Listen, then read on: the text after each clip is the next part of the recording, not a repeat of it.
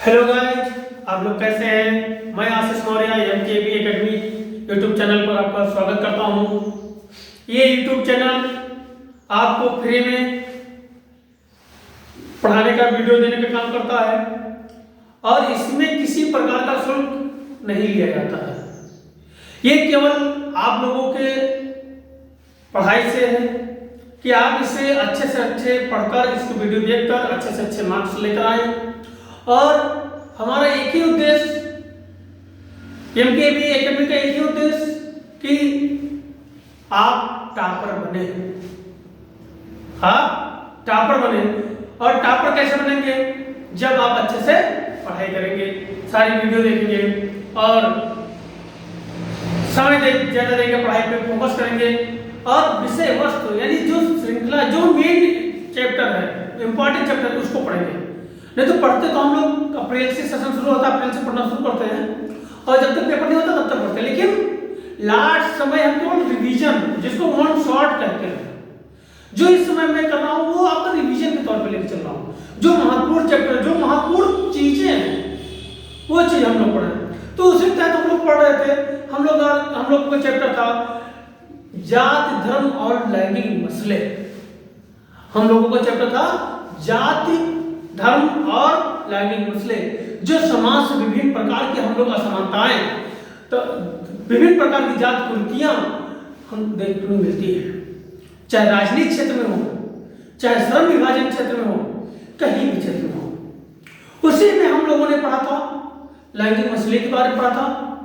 साथ में निजी एवं सार्वजनिक क्षेत्र के श्रम विभाजन का कार्य पढ़ा था, जिसमें महिलाएं अपने आंदोलन करती हैं, आंदोलन करके अपना आवाज उठाती हैं और आंदोलन करने के बाद उनको क्या क्या लाभ मिलते, कैसे क्या होता है, ये सारी चीजें हमने उस वीडियो में कवर किया था। आज उसी का आगे हम लोग कवर करेंगे।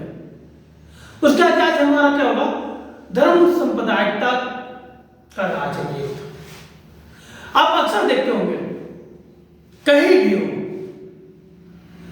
कि जहां भी कोई अपनी आर्थिक, सामाजिक या राजनीतिक कोई बात हो, वहां कहीं ना कहीं हमारा धर्म आगे आता है। और धर्म की नशा जब आगे चढ़ जाती है, वही सांप्रदायिकता का रूप लेता है। तो आज हम उसी को बारे में पढ़ेंगे। आइए, तो हम लोग पहले चैप्टर का नाम डाल लें,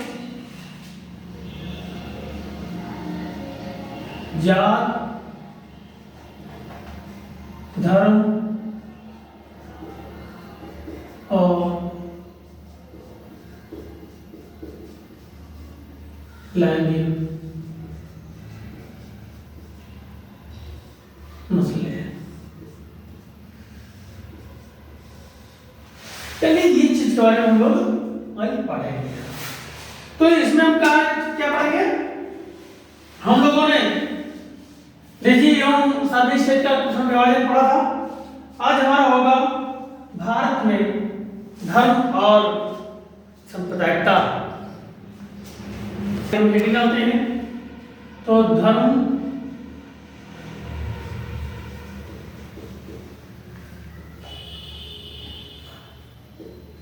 सांप्रदायिकता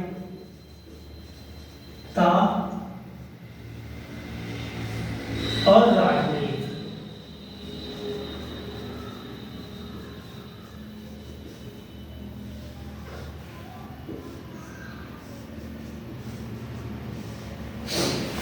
एक शब्द आया आपका धर्म। तो धर्म की अगर बात देखें तो हमारा जो भारत है धर्मनिरपेक्ष देश है। यानी जो हमारा संविधान जो हमको देता है मौलिक अधिकार में, यानी सभी को सभी धर्म मानने का अधिकार देता है, सभी को अपना अपना प्रचार करने का समय देता है, अवसर देता है, सभी को अपने तरीके से रहन सहन का अवसर देता है। तो हमारा भारत जो है क्या है? धर्मनिरपेक्ष देश है। धर्म की बात आई तो हमारा भारत जो है इस धर्मनिरपेक्ष है, यानी बिना धर्म, यानी सभी धर्मों का हम लोग आदर सम्मान करते हैं। मुख्य रूप से हमारे 8 धर्म हैं। कितने? 8 धर्म, जो हम सब लोग जानते हैं। कौन कौन से धर्म? हिंदू, मुस्लिम, सिख, ईसाई, जैन, पारसी, बौद्ध, कितने हो? 12, 2, 3, 4, 5, 6, 7। ये कौन छूट रहा है? ये मुख्य रूप से ये आपके धर्म है, ठीक है। वैसे छोटे जगह देखा जाए तो बहुत सारे धर्म मिलेंगे, आप अलग अलग जगहों पे जाएंगे अलग अलग तरीके से मिलेंगे आपको, लेकिन ये हमारे यहाँ क्या है? मुख्य रूप से। और हमारा जो भारत है, यानी भारत इन सभी को मानता है, किसी एक को मानता नहीं किया गया है, यानी संविधान में किसी एक का उल्लेख नहीं किया गया है। हम सभी का आदर करेंगे, सभी धर्म का सम्मान करेंगे, हम ऐसी कोई बात नहीं करेंगे कि किसी को हमारी बात से किसी धर्म को ठेस पहुंचे, ठीक है। तो ये हमारा भारत क्या है? धर्मनिरपेक्ष है। धर्म को लेकर महात्मा गांधी जी ने कहा, यानी महात्मा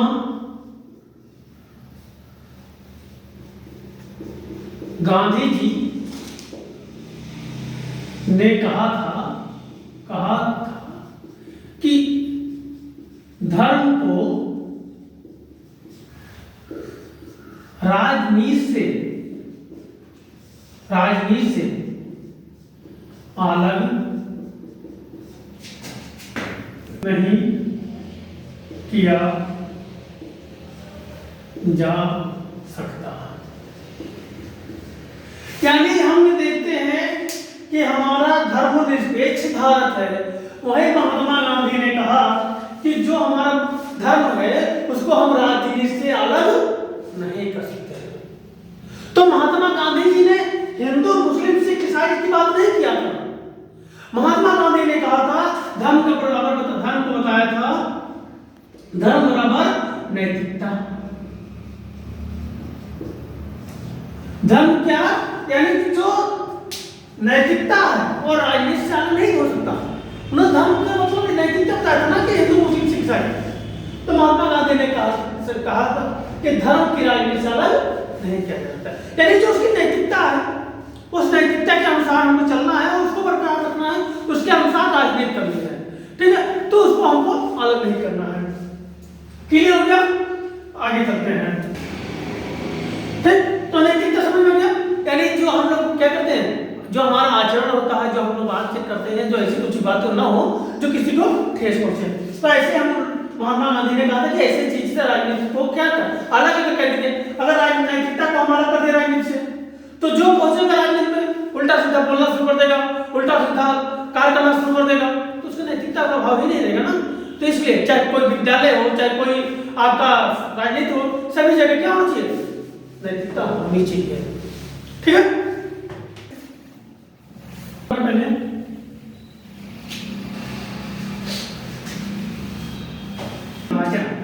यानी जब धर्म बात आ रही है तो जाहिर सी बात है कि सामाजिक विभाजन होगा।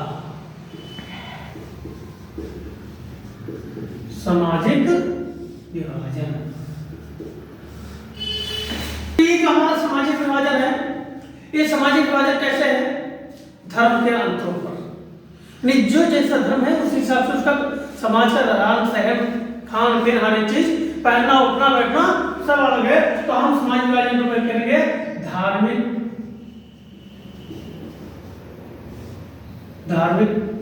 अंतरों पर विभाजन, ठीक।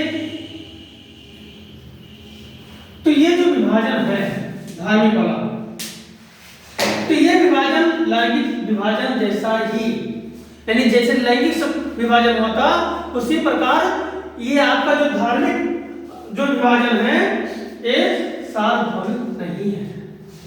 क्या? सार्वभौमिक नहीं है, बल्कि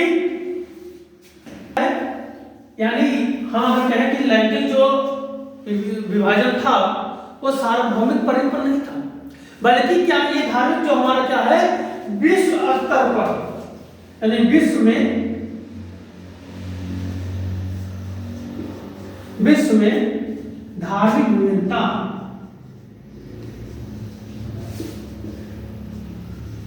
विभिन्नता आज भी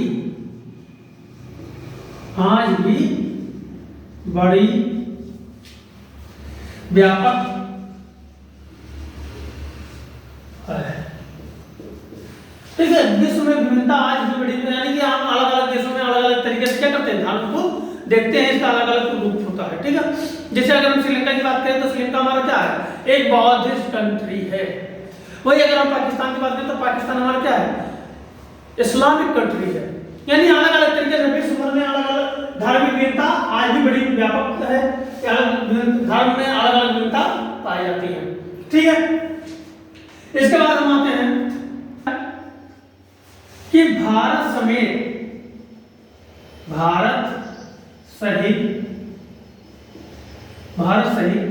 अन्य देश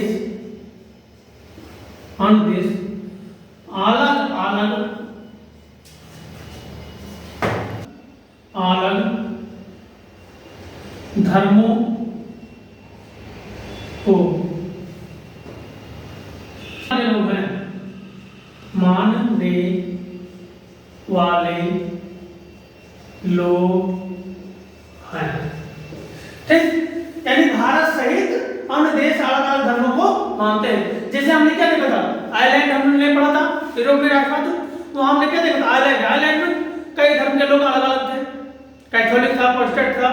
और जो क्या होता है धर्म, जैसे हम अगर भारत के लिए अन्य देश के लिए जहां पे जिसकी ज्यादा संख्या होगी वो बहुसंख्यक होगा, जहां जिसकी संख्या कम होगी वो अल्पसंख्यक होगा। और दोनों क्या चाहेंगे कि अपना अपना प्रभुत्व स्थापित करने के लिए दोनों प्रयास करेंगे। जैसे उदाहरण की बात करूं, ये और बी, ये है बहुसंख्यक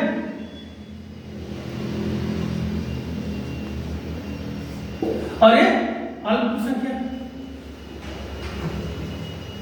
यानी इनकी 80% या 85% और ये 15%। अब ये चाहेंगे मेरा सरकार रहे, मेरा दबदबा रहे, मेरा वर्चस्व कायम रहे, ये अपने आप अलग रहेंगे। ठीक है, तो दोनों ऐसी स्थिति में क्या होता है, टकराव होता है। ऐसी स्थिति में टकराव होता है और वही टकराव विभाजन का कार्य करता है। ठीक है, आइए अगले पॉइंट पे। तो अगला पॉइंट,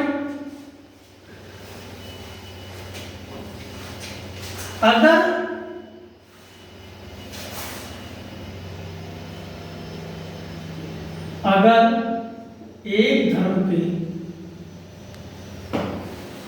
को लोग मानते हैं, लेकिन एक लोग को तो मानते हैं, जैसे अगर कोई धर्म का नाम नहीं लूंगा, अगर कोई एक धर्म है तो वो धर्म को तो मानते हैं, लेकिन उसमें कई प्रकार से जो पूजा पद्धति है वो अलग अलग होती है। तो अगर एक धर्म को लोग मानते हैं लेकिन उसमें पूजा पद्धति अलग होती है, तो ये क्या है, ये भी एक समस्या है।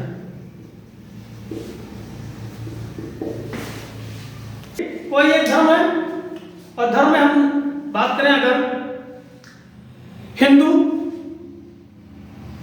तो हिंदू कई प्रकार, हिंदू बहुत बड़ा भाग है, लेकिन हिंदू क्या है, धर्म है, लेकिन जो उसमें पूजा पद्धति है तो लोग उसमें अलग अलग तरीके से करते हैं, जिसमें क्या होता है उसमें भी कुछ थोड़ा बहुत समस्या आती है।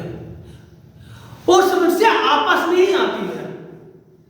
उदाहरण के तौर पे हम अगर घर में दो भाई हैं तो दोनों भाई अगर कार्य करने का तरीका अलग अलग होता है तो एक दूसरे से हम सहमत नहीं होते हैं, है एक ही घर के, लेकिन दोनों की बात अलग अलग होती है, इसलिए हम दोनों लोग सहमत नहीं होते। वही बात है, तो वहां पे भी क्या आती है, समस्या आती है। ठीक है। तो धार्मिक क्या है, धर्म सांप्रदायिकता के नाम में सामाजिक विभाजन, और सामाजिक विभाजन तो धार्मिक अंदर के है उसमें विभाजन है। जो विश्व में धार्मिक विभिन्नता आज बड़ी व्यापक है।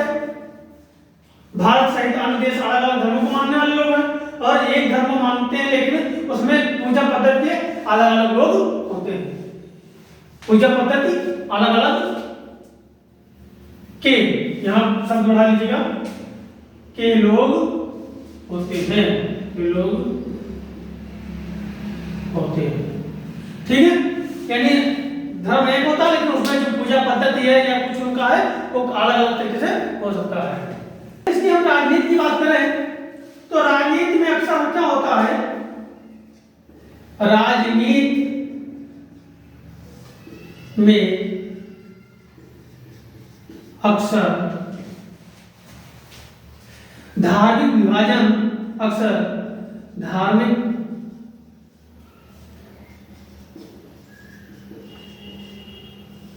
विभाजन की अभिव्यक्ति होती है,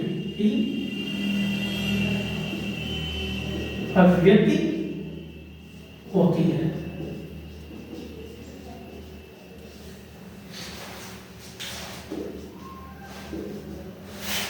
अब राजनीति में हम लोग अक्सर देखते क्या है, अक्सर हम लोगों को देखने को मिलती है, ये आज से नहीं, आज से, यानी जब हमारा देश आजाद नहीं हुआ था उससे पहले, जब हम यूरोप में राष्ट्रवाद पढ़ रहे थे, जब लंदन का गोलमेज सम्मेलन चल रहा था, उससे पहले भी हम लोगों ने देखा कि अंग्रेज हम लोगों पे क्या करते हैं, वो डरा राजनीति करो।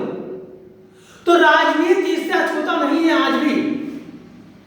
वो क्या करता है, राजनीति में अक्सर धार्मिक विभाजन की अभिव्यक्ति हो जाती है। मतलब ये होता है कि जो राजनीति होती है वो कहीं ना कहीं धर्म उसमें आ जाता है। जैसे हर धर्म के लोग अपने अपने प्रतिनिधित्व का चुनाव करना चाहते हैं, अपने अपने प्रतिनिधित्व को संसद में भेजना चाहते हैं, जबकि यह मुमकिन नहीं है कि एक ही समुदाय वोट दे देगा और वो प्रतिनिधि जज बन जाएंगे, क्योंकि हमारा धर्म, हमारा भारत धर्मनिरपेक्ष है। हमारे भारत में विभिन्न धर्म के लोग रहते हैं, एक क्षेत्र में कई धर्म के लोग रहते हैं। लेकिन क्या है कि जो राजनीति होती है वो धार्मिक निगाह में होती है।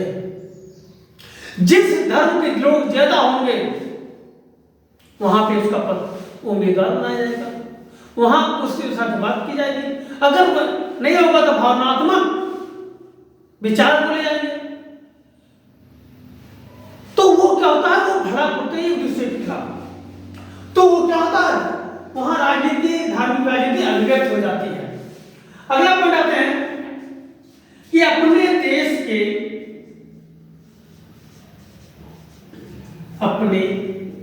देश के मानवाधिकार, अपने देश के मानवाधिकार समूहों को मानना, समूहों को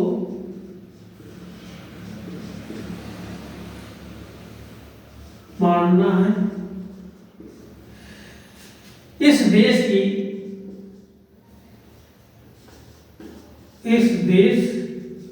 की सांप्रदायिकता दंगों में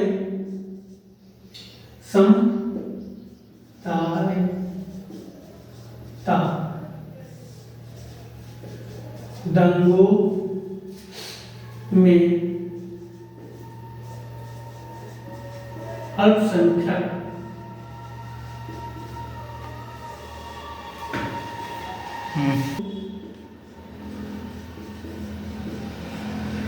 मारे जाते हैं या इन्हीं का नुकसान होता है।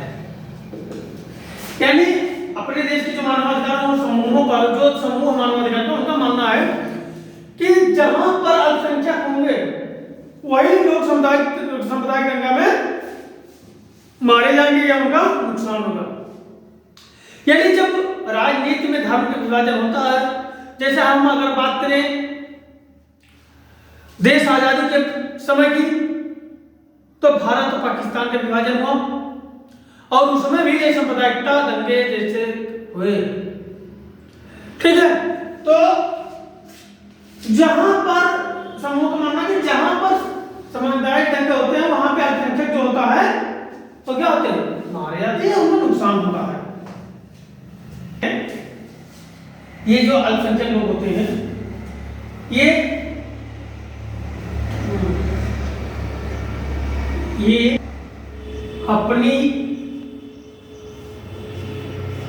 अपनी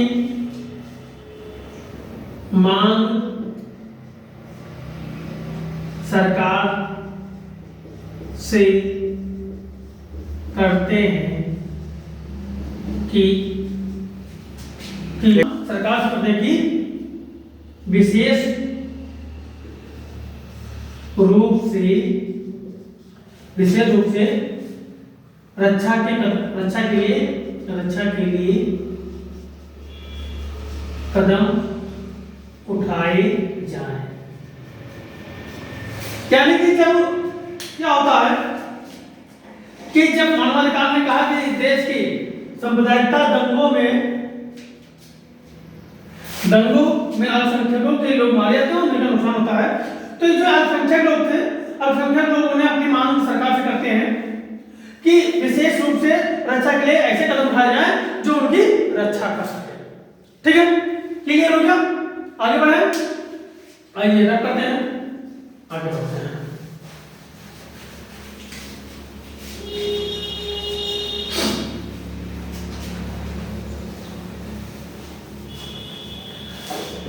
क्योंकि जब तक हम पॉइंट वाइज नहीं समझेंगे, अगर उसी व्याख्या के तरीके पढ़ते रहेंगे तो काम नहीं होने वाला। हमको पॉइंट वाइज पढ़ते रहना है और उसी को समझ कर हमको पेपर में देना है।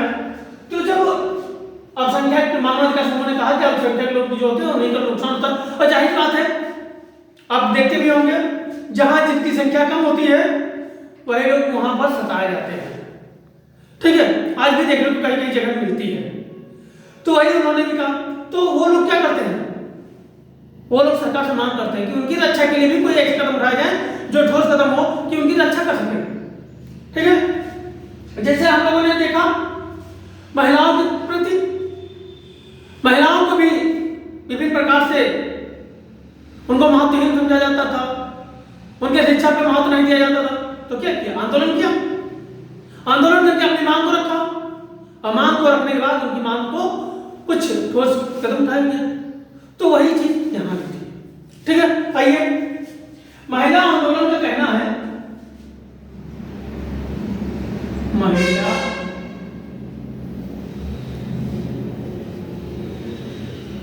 आंदोलनों का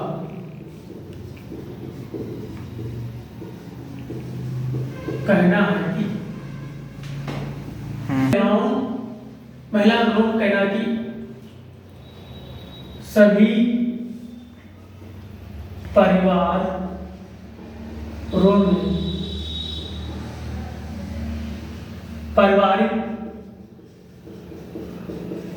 पारिवारिक भेदभाव होते हैं।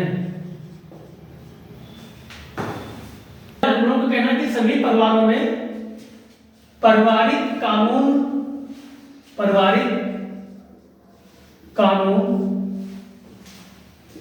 महिलाओं के साथ भेदभाव होता है। तो ये क्या होना चाहिए, होता है। इसलिए समतामूलक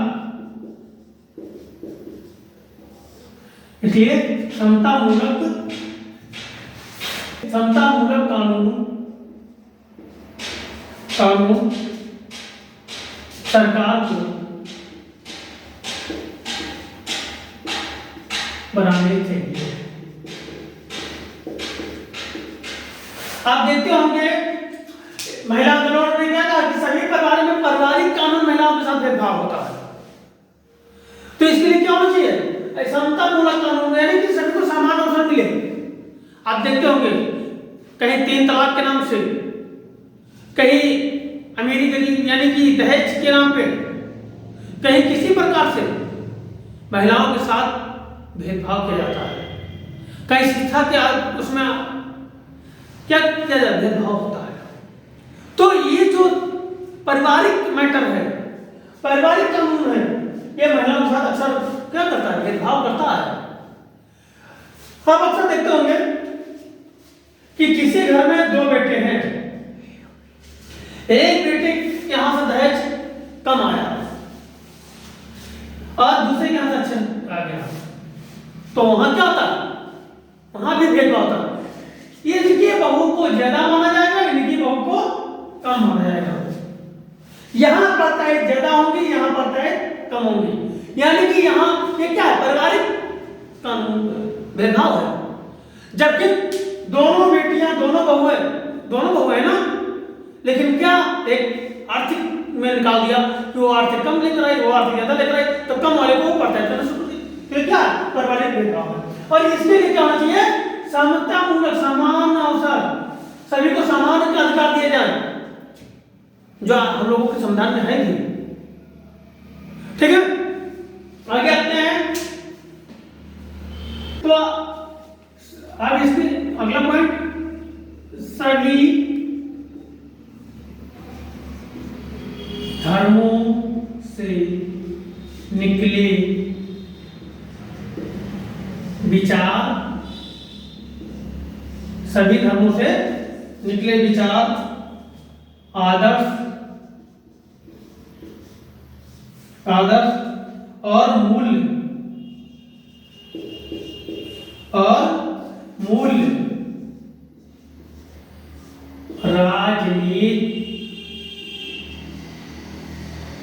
राजनीतिक भूमिका निभा सकते हैं, भूमिका निभा सकती है। यानी क्या है कि जो सभी धर्म से निकले विचार, यानी ऐसा नहीं कि सभी धर्म से क्या बेकार है, बहुत सारी भी धर्म की कुछ ना कुछ अच्छाई होती है। उस विचार से, आदर्श विचार से, उसके मूल्यों से राजनीतिक भूमिका एक अच्छी निभा सकती है। ठीक है, तो इतना क्लियर हो गया। सांप्रदायिकता, ये तो हम लोग धर्म पढ़े थे, ये सर लास्ट में यही हम बात निकल जाती है कि अगर सभी धर्म की जो निकले विचार हैं, आदर्श हैं और जो उनके मूल्य है, वो राजनीति को बढ़िया भूमिका निभा सकती है। अब हम आते पढ़ते हैं सांप्रदायिकता।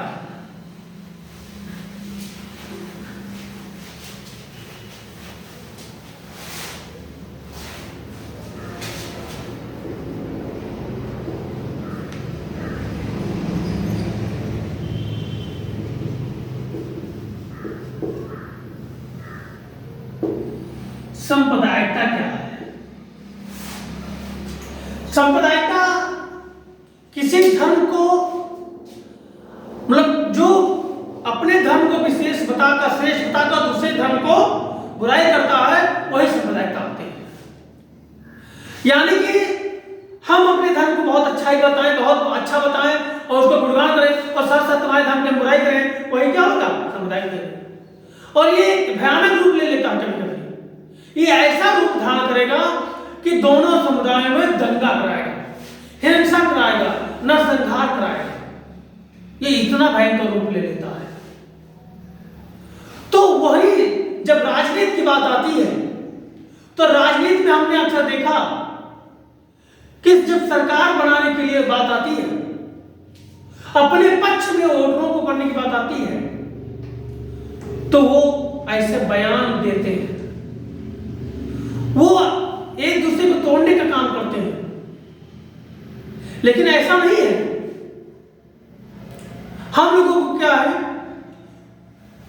हाँ, जो भी हमारा उम्मीदवार हो, हम उसके पढ़े लिखे होने का, कार्य करने की क्षमता को ये देखकर वोट करना चाहिए।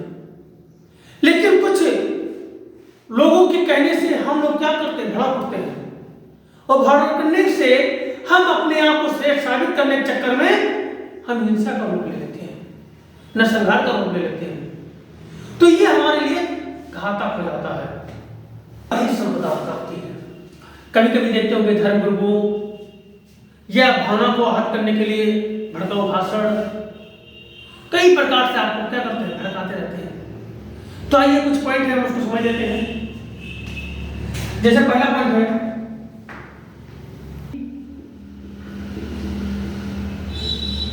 राजनीति प्रभुत्व स्थापित करने के उद्देश्य, यानी जब राजनीति को अपना प्रभुत्व स्थापित, सत्ता स्थापित करने के लिए क्या करते हैं, उपयोग करते हैं। कोई आएगा तुम्हारे धर्म को लेकर बहुत अच्छा होता है, दूसरे धर्म को बुरा बताया जाएगा। जैसे ये पूरा एक क्षेत्र है, तो ये क्षेत्र में 2-3 समुदाय अलग अलग रहते हैं। कोई आया और अपने पक्ष में माहौल बनाने के लिए अपने बारे में कहा तुम लोग बहुत अच्छे हो, लेकिन ये लोग तुम लोगों को परेशान करते रहते हैं। तो क्या हुआ, ये लोगों के प्रति, ये लोगों की नजर ये लोगों के प्रति गंदा हो गया, खराब हो गया।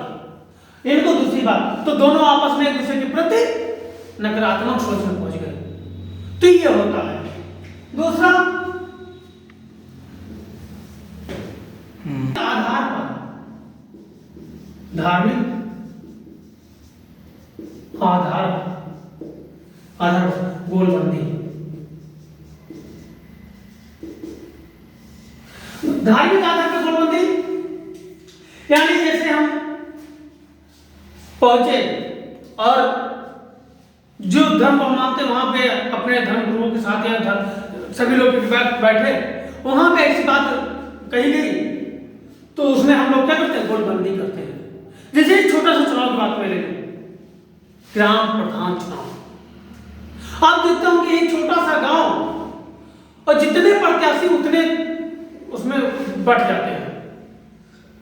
और कैसे बढ़ते हैं, धर्म के आधार पर, जात के आधार पर, और अपने अपने छोटे छोटे प्रत्याशी के रूप ले, यानी कोई छोटा सा भाग उस प्रत्याशी साथ, कोई छोटा सा उस प्रत्याशी साथ। तो वहां पे क्या होता है, ये राजनीति का रूप होता है, कोई धार्मिक आधार। जब कहीं कोई बात आती है तो जो धर्म गुरु लोग होते हैं अपने अपने समुदाय के लोगों को इकट्ठा करने का कहते गोलबंदी करते हैं और उसको आधार बना लेते हैं। तीसरा बड़ा भयानक सांप्रदायिकता का सबसे बड़ा भयानक रूप,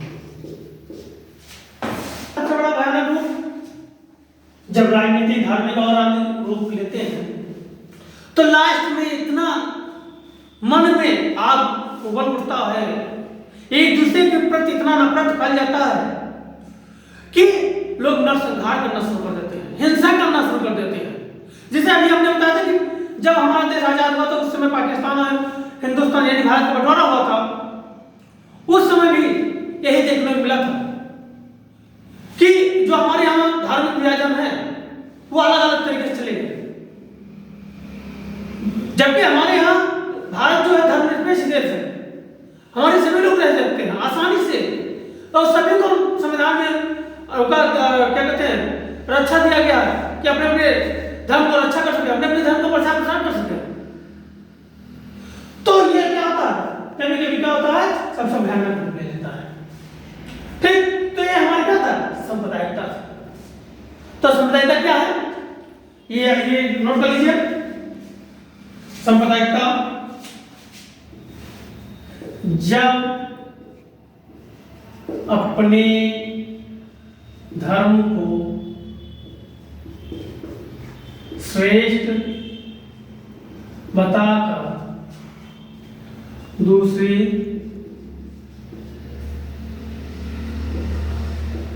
धर्म की अवहेलना करना,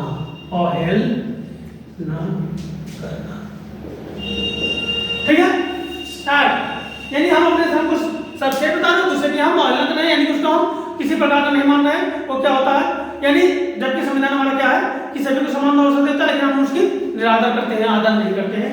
तो अवहेलना करना, ठीक, अवहेलना करना, तो ये हमारा क्या है। अब अगले टॉपिक पे आते हैं हम लोग, इसको ड्रॉप कर देते हैं और धर्मनिरपेक्ष शासन की ओर बढ़ते हैं। अगला पॉइंट हमारा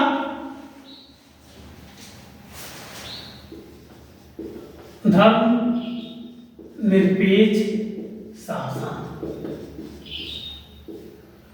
तो शुरू में ही मैंने धर्मनिरपेक्ष बताया कि जहां पर किसी देश में किसी धर्म को जहां पर मान्यता नहीं दी जाती है उसी को हम धर्मनिरपेक्ष कहते हैं।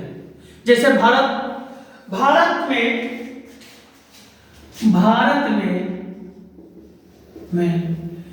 किसी भी धर्म को मान्यता नहीं दी गई है, ठीक। हमारे यहां क्या है, भारत में धर्मनिरपेक्ष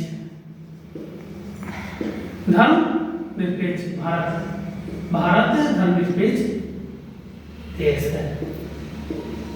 यहां पर सभी धर्म के लोग अलग अलग तरीके से रहते हैं, अपने अपने धर्मों का प्रसार करते हैं, अपने अपने धर्मों के अनुसार रीति रिवाजों के साथ रहना, उठना, बैठना, खाना पीना सारे काम आसानी से करते हैं, ठीक है। अब इसकी विशेषताएं,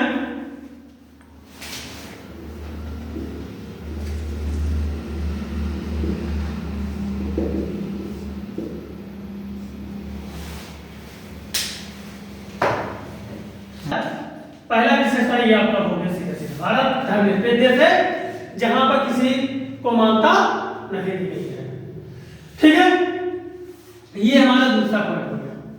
देखो विशेषता के यही जानना नहीं है, भारत धर्मनिरपेक्ष देश है और भारत में किसी भी धर्म को मान्यता नहीं दी गई है।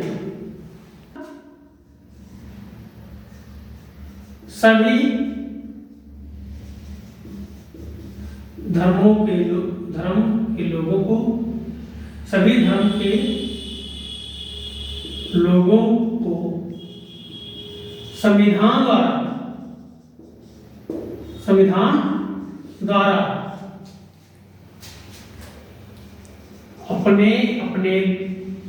अपने धर्म के प्रचार प्रसार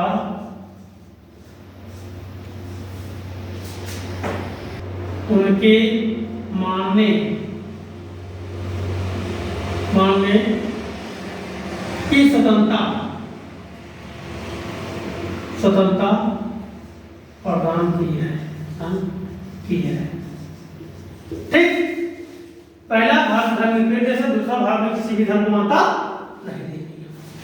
सभी धर्म के लोगों को संविधान द्वारा अपने अपने धर्म के प्रचार प्रसार के व उनके मानने को क्या है, स्वतंत्रता दी जाती है, ठीक है। आगे चलो। चौथा, अपने अपने धर्म को मानते रहिए, किसी प्रकार का कोई हस्तक्षेप नहीं होता है, ठीक है, क्लियर। आपने जब भी बताया कि हमारा जो भारत है धर्मनिरपेक्ष है, वही श्रीलंका को ले तो बौद्ध कंट्री, अगर हम पाकिस्तान को ले तो हमारा इस्लामिक, और वहीं पर अगर हम अन्य राज्य अलग अलग जैसे हैं तो कोई ईसाई है, कोई जैसे इस्लामिक है, या अलग अलग जितने धर्म हैं सभी अलग अलग धर्म के लोग अलग अलग कंट्री है, लेकिन हमारे भारत में किसी प्रकार का कोई धर्म नहीं है, ठीक है। फिर आते हैं साथ में आपको ये भी स्वतंत्र होते हैं, संविधान ये भी स्वतंत्र देता है कि जो आपके पास धर्म है आप धर्म को बदल भी सकते हैं, बशर्ते एक शर्त क्या है कि वो लालच या पैसे से ना हो, यानी जो धर्म आप बदल रहे हैं वो लालच से या पैसे से ना बदल रहे हो। अगर आप लालच से बदलेंगे, पैसे से बदलेंगे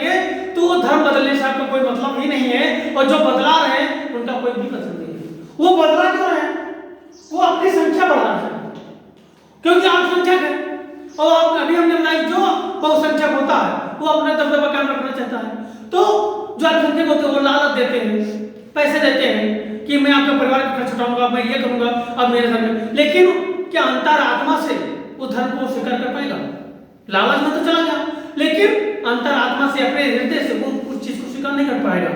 आज जिसमें है, कल उससे बड़ा लालच मिला तो अगले धर्म में, उससे बड़ा धर्म मिला लालच मिला तो अगले धर्म में, ये परिवर्तित होता रहेगा।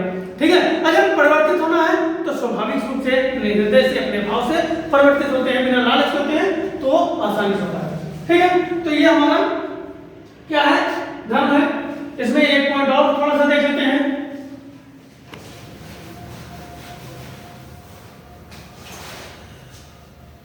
जो धर्मनिरपेक्ष है ये कुछ पार्टियों के या व्यक्तियों के संवैधानिक विचार है। ठीक है, बुनियादी से हमारा जो देश है आराम से चल रहा है।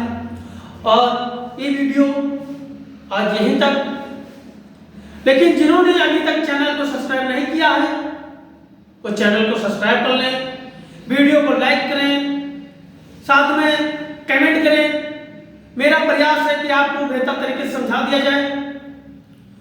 अगर कोई समझ में ना आए तो आप हमसे कमेंट के माध्यम से पूछ सकते हैं। इसी के साथ जय हिंद, जय भारत।